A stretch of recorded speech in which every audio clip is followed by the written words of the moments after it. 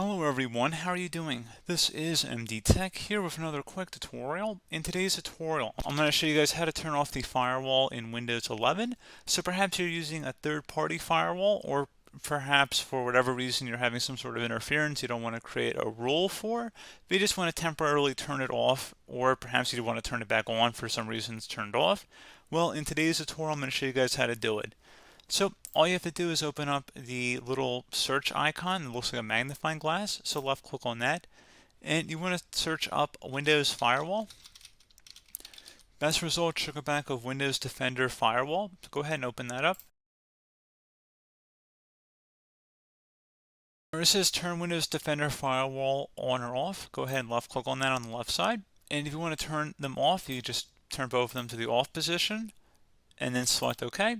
And instead, if you want to turn them on, you can go back in here, or you can just select use recommended settings over here. And there you go, guys. Simple as that. So pretty straightforward process. I do hope that was able to help you out, and I do look forward to catching you all in the next tutorial. Goodbye.